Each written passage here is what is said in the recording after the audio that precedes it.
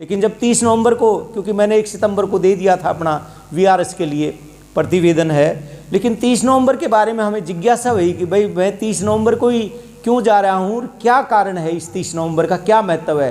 तो मैंने उसको खंगालना शुरू किया। 20 नवंबर को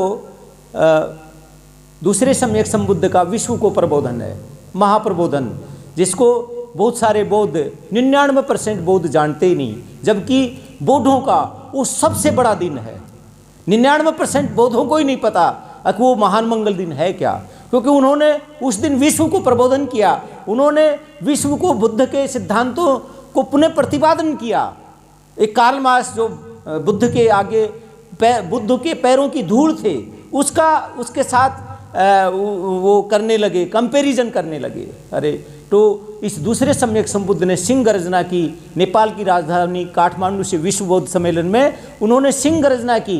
बुद्ध के भगवान बुद्ध के साम्यवाद के आगे कार्ल मार्क्स का साम्यवाद कुछ भी नहीं, कम्युनिज्म कुछ भी नहीं, और डंके की चोट पर उसने कम्युनिज्म को धराशायी कर दिया। ये कम्युनिज्म है क्या? इन कम्युनिस्टों को क्या चाहिए? इन दुष्टों को, इन बेकार लोगों को, इनको क्या चाहिए? बाई हुक एंड कुक इनको क्या चाहिए? मक्खन लगे टोस्ट, दोपहर को बढ़िया भोजन और शाम को देखने के लिए सिनेमा चाहिए। मैं कम्युनिस्टों के निरे भौतिक तत्व ज्ञान का हामी नहीं हूँ। मानव शरीर के साथ मन भी है और मन को पवित्र तथा सुसंस्कृत बनाए रखने के लिए धम्म की आवश्यकता है। इस तरह कम्युनिज्म को खारिज करते हुए और भगवान बुद्ध के सिद्धांतों का पुनः प्रतिपादन किया। कितने सारे लोग हैं। अभी एक आया पीछे बात, क्योंकि ये धम्म की या क्या कहते हैं, ये किसी की आलोचना नहीं है। जब हम किसी को, भगवान बुद्ध के समय भिक्षुओं के चीवर उतारे जाते थे और उनको दंडित किया जाता था। ये चीवर के रूप में ऐसे नीच लोग भर गए हैं इस देश में, लुटेरे, जो इस चीवर का महत्व ही नहीं समझते। तो एक भंटे का एक वो आया, एजेंट आया यहाँ पे, जो 7 साल बाद आया था महेंद्रगढ़ से, मास्टर कैलाश बोध। तो वो बहुत साल बाद यहाँ लौटे हो, पधारे हो यहाँ? भाई बहुत दिन हो गए। बोला जी हाँ बस आए थे, ऐसे बहुत व्यस्त रहते हैं हम धम्म कार्यों में। मुझे अच्छा बहुत व्यस्त रहते हो तो कल आना चाहिए था आपने। कल क्या है? वो 19 नवंबर को आए हमारे घर। कल क्या है? मैं कल आपको पता नहीं कब बने थे बौद्ध आप? बोला नहीं, कल वो है झलकारी बाई की जयंती है। अरे मैं वो तो 22 नवंबर है। भंते करुणाशील का एजेंट मास्टर कैलाश बोध यहाँ आए और उसको यही नहीं पता कल क्या है। कितने साल हो गए बौद्ध बने? लज्जित हो गया। कहता है नहीं, उससे क्या होता है जानकारी? मैं अच्छा जानकारी से कुछ नहीं होता। जो विश्व को महाप्रबोधन है, वो पूरे संसार को बुद्ध के सिद्धांतों का पुनः प्रतिपादित किया। अरे बौद्ध धर्म तो त्रिपिटक, विनय पिटक और पता नहीं कितना घालमेल हो गया है। ये ग्रंथ क्यों लिखना पड़ा बाबा साहब ने? ये ग्रंथ विशुद्ध धम्म रूप है, मतलब विशुद्ध धम्म इसमें दिया। क्या जरूरत थी बाबा साहब ने? फिर पाली को पढ़ो, फिर उनकी घालमेल पढ़ो। ये ग्रंथ क्यों लिखा बाबा साहब ने? ये बाबा साहेब का दूसरे सम्यक संबुद्ध की सर्वश्रेष्ठ कीर्ति है। ये संविधान से भी श्रेष्ठ कीर्ति है। ये तो विश्व का महाप्रबोधन, विश्व को महाप्रबोधन दिया, महाधम्मोपदेश दिया। उसकी जानकारी का ही नहीं, जानकारी ही नहीं पता। बहुत सारे बौद्धों को पता ही नहीं। हमने इस दिन को मद्देनजर रखते इस विशाखा बुद्ध विहार का निर्माण किया। विशाखा अग्र उपासिका थी, सबसे महान उपासिका थी, जिसने, ये जो भिक्षु थे ये क्या करते थे? तन ढकने के लिए चीथड़े जो हम बेकार डाल देते हैं, उन चीथड़ों को सी करके खाली तन ढकिया जाता था। साम्यवाद, इससे महान साम्यवाद हो सकता है? भगवान बुद्ध के साम्यवाद के आगे कुछ भी नहीं। कार्ल मार्क्स का साम्यवाद तो तन ढकने के लिए ऐसा। लेकिन वो महान विशाखा कामयाब हुई बुद्ध को मनाने में। जब वो भिक्षु संघ को इनवाइट करने गई भोजन के लिए, तो भिक्षुओं की खराब हालत देख करके वो रो पड़ी। इतने पवित्र संघ के लोग, इतने पवित्र के संघ नायक, और ये कपड़ों में इस तरह की हालत देख करके वो रो पड़ी। और उन्होंने भगवान बुद्ध को मना लिया और सदा ये चीवर दान की एक परंपरा शुरू हुई। उस महान अग्र उपासिका ने चीवर की एक महान गौरवशाली परंपरा का जन्म दिया। तो विश्व को ये महाप्रबोधन है। कहने का तात्पर्य, मैं जिस घटना की बात कर रहा हूँ, 20 नवंबर को विश्व को संबोधित करके दूसरे सम्यक संबुद्ध धम्म यात्रा पर निकले। 21 नवंबर को वो लुम्बिनी बन गए जहाँ भगवान बुद्ध जन्मे। फिर वो बुद्ध गया गए, फिर सारनाथ गए और उन्होंने ये जो मंगल दिन चल रहे हैं, ये कितने पवित्र मंगल दिन है, जो लोग रमजान करते हैं, मक्का मदीना जाते हैं, गरीब से गरीब मुल्ला, गरीब से गरीब मुसलमान मक्का मदीना सोचते हैं, मक्का मदीना जाएंगे।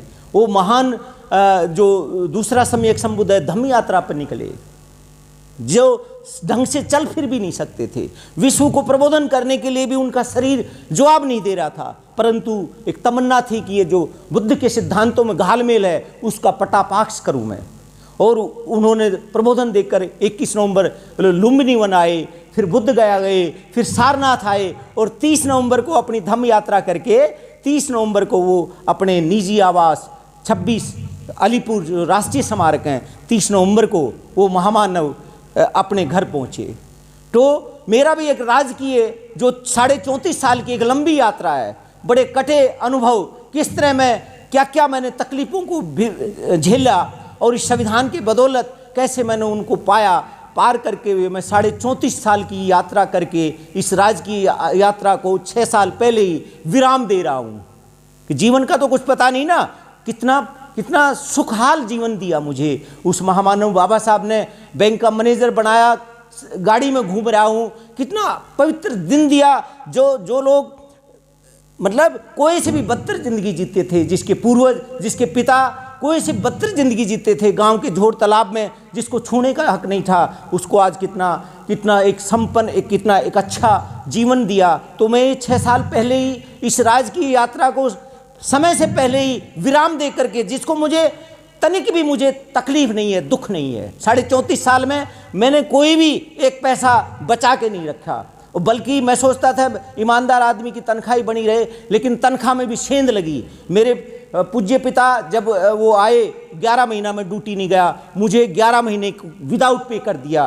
11 महीने की तनख्वाह मुझसे छीन ली गई, मुझे 2 इंक्रीमेंट उड़ा दिए और 3 साल का ब्रेक लगा दिया, मुझे 5 साल की सज़ा दी गई, लेकिन उसकी भी परवाह नहीं। उसके बाद भी मैं 6.25 साल के करीब 12 अप्रैल 69 मतलब 12 अप्रैल को जाकर के ये 29 में मेरा राजकीय समापन हो रहा था, लेकिन बाबा साहब के प्रति कृतज्ञता जताते हुए मैं 6 साल में ही इसको विराम दे रहा हूँ। और जिसको मुझे बहुत भारी प्रसन्नता है कि वो दिन, मैं लालायित हूँ कब वो दिन आ जाए, और वो दिन आ गया। उसके लिए भी आप सबको इन्वाइट कर रहा हूँ कि 30 नवंबर का वो महान मंगल दिन मेरे लिए आ रहा है। उस दिन बाबा साहेब अपनी दूसरे सम्यक संबुद्ध धम्म यात्रा करके राष्ट्रीय स्मारक दिल्ली लौटे थे, जो आजकल राष्ट्रीय स्मारक है 26। ऐसे ही मैं अपनी 34.5 साल की यात्रा पूरी करके, और मैं भी इस विशाखा बुद्ध विहार को नमन करूंगा, और उसके बाद घर जाएंगे। तो आप सब लोगों के साथ सेलिब्रेशन होगा। 7 से 9 यहाँ भोजन दान है, और फिर 9 से 12 ये प्रथम सम्यक संबुद्ध उनके धम्म और संघ को, दूसरे सम्यक संबुद्ध को नमन, और ये सब उसको हम 3 घंटे का ये इन दोनों बुद्धों को नमन करेंगे।